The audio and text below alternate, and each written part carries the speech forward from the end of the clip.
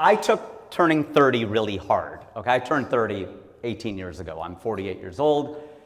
I don't know if I look 48. I don't think so. They say black don't crack, brown don't frown. Okay, look, I think I look pretty damn good for 48. 30 was a long time ago, and I took it really hard. I moved to California from Ohio because I turned 30. I wasn't doing what I wanted to do. I worked at Procter & Gamble. I was there for 6 years. I was dating an incredible woman. Things seemed great. I had the car, I had the house, but I did not feel fulfilled. I took 30 really hard. I did not take 40 nearly as hard because I'm doing what I want to do with my life. 20 wasn't hard either. I don't know if you remember 20. 10 wasn't very difficult either. These decades, 10 was easy. I remember 10 being fun. The only thing I remember about turning 10 is I walked into the kitchen and I said to my mom, "Hi, Mom." And she goes, "What happened to Mommy?" I go, "No, Mom, I'm double digits now. Okay, I'm 10. You are Mom going forward." I know, she had a little bit of her heart broke inside, but that's what happened when I was 10.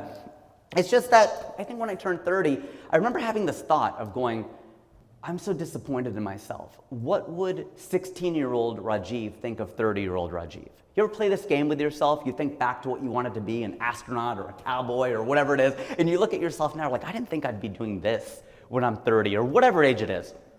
And that really upset me until I realized, why would a 16-year-old know more about being 30 than a 30-year-old, right? So don't let that happen to you because you're 16, you don't know what it's like to be 30. You're 30, you remember what it's like to be 16 or 10. But a lot of people have arrived at a similar conclusion. I'm a big tennis fan, grew up playing tennis. One of the great quotes is by Martina Navratilova, who said, "The moment of victory is much too short to live for that and nothing else." And it's a great illustration of, it's not the destination, it's the journey. I hear that all the time, it's true, but I love this embodiment of that quote. Lily Tomlin, great funny comedian. The trouble with the rat race is that even if you win, you're still a rat. I love that. She's commenting on how we are in America, I feel, and I think this cuts to the very core of why it's so hard to be happy. This is big, and I have to remember this one. This is hard for me too. Don't asterisk your accomplishments. You don't know the circumstances of others' accomplishments either. And I had to learn this because I'd be like, oh yeah, I opened for Dave Chappelle, or I opened for Joe Coy, or I opened for Russell Peters, but that's only because I met him here. It's only because I met this person there, or I ran into her here. Or then I would see all these other comedians doing something. I'm like, oh, well, I remember that because they just happened to be in the right place at the right time. Well, right, that's what you were. So you don't have to hold yourself to the standard of saying everyone else achieved something you didn't. You don't know the circumstances of their achievements. And there's a TED Talk given, never compare your insides to someone else's outsides. And this is very easy to do on LinkedIn, on Instagram, because you're going through everybody's feed and you're saying, oh my gosh, I haven't done anything. I had this man on my podcast, Isaac Saul. He now has a very successful political podcast. He's in the middle trying to find the balance between both sides. Good luck with that. And his podcast is really great. And he talked about that. He was in his office in Philadelphia and he's going home to see his wife and he's just excited about what he's doing. And then he gets on Instagram and he's going through all of his friends who are in Hong Kong and Turks and Caicos and looking at like sunny skies and the sunset. And he goes, oh my God, my life sucks. This office sucks. What am I doing here? Right? Because also you're comparing everyone else, not only their outsides, but all of your friends are, of course, going to be doing more than you are at any given time. You're one person, so you're comparing the additive effect of what everyone else is doing. That's everyone's experience. And sometimes people are later gramming too. They didn't just do that yesterday. They're spacing it out over time. So it's really, really important not to do that.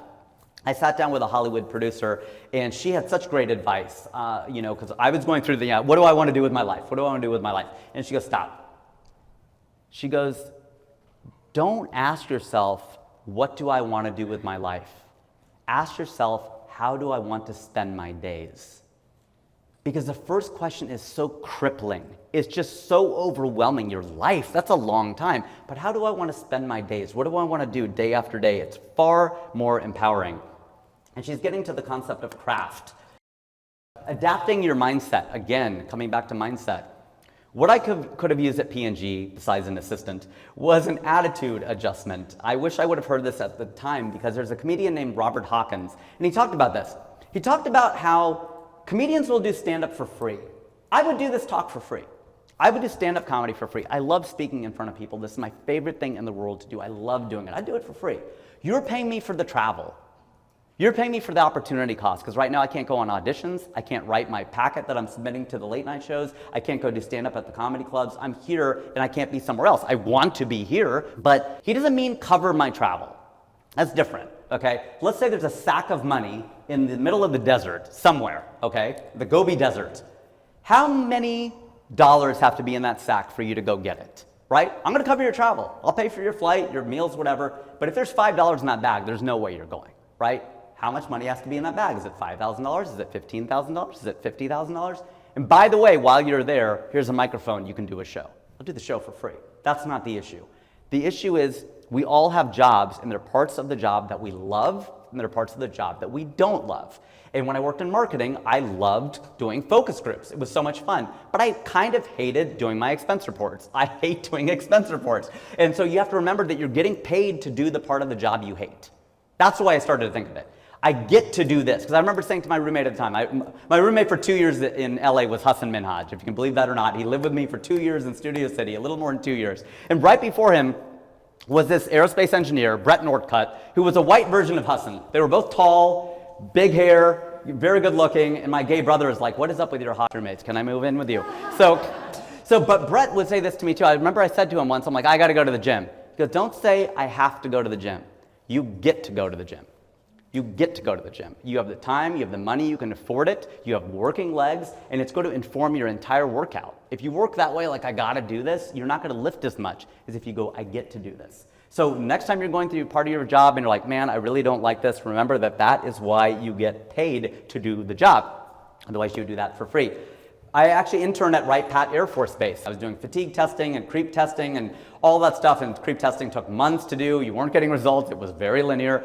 And for a lot of the job, I was quite bored. I got to be quite honest. I enjoyed parts of it, but a lot of it was like, oh my gosh, what time is this? And Chris Rock talked about that, where he goes, there's a difference between a job and a career. When you have a job, there's too much time. When you have a career and you have all your projects, there's not enough time. You look down, you're like, it's 4 o'clock already? My gosh, I haven't even started. I just got out of my meetings. When you have a job, you're like, it's only 9:15. And I realized, though, the pain point for me was between 2 and 4 p.m., my speaking slot right now. That's why it's hard. I'm like, okay, after lunch, before this is a tough slot, right? But I was like, this is what's really difficult, is between 2 and 4. I realized in the morning I was fine. I'm more of a night person than a morning person, and night people have it better, right? Because your day gets better as it goes. Morning people, sorry, the best part of your day is over. Mine's just getting going, okay? Mine's getting going. It's getting better, But I realized the morning wasn't that hard. It was actually pretty interesting, the things we were doing. Lunch was fun, of course, and then we're leaving at 5 o'clock. So by the time you get to 4, you're fine. You have about another hour, 45 minutes, you're good. But between 2 and 4, I was dying. I was like, this is really tough. I'm like, okay, then at 2 o'clock, I'm gonna go to the vending machine, I'm gonna get a Coca-Cola, and at 3 o'clock, I'm gonna go get a cup of tea or a cup of coffee. And that got me through that period of 2 to 4. And I realized, I don't really hate my life. I just hate 2 hours times 5. I hate 10 hours of my life every week. And that made me go, oh my God, I don't have it that bad. I thought that was really, really helpful. It put me in a much, much better state. Okay, I'm going through this thing this year where I'm drinking for only 12 nights of the entire year. It's pretty difficult between like 6 and 8 p.m., but if I get to a party and it turns 9 o'clock, I don't really need to drink anymore. I'm done, I'm fine, I'm good. So I realized that if I could just maybe think of the day in parts, instead of saying, oh my God, I'm having a terrible day. No, maybe I had a terrible morning, but the afternoon doesn't necessarily have to be so bad.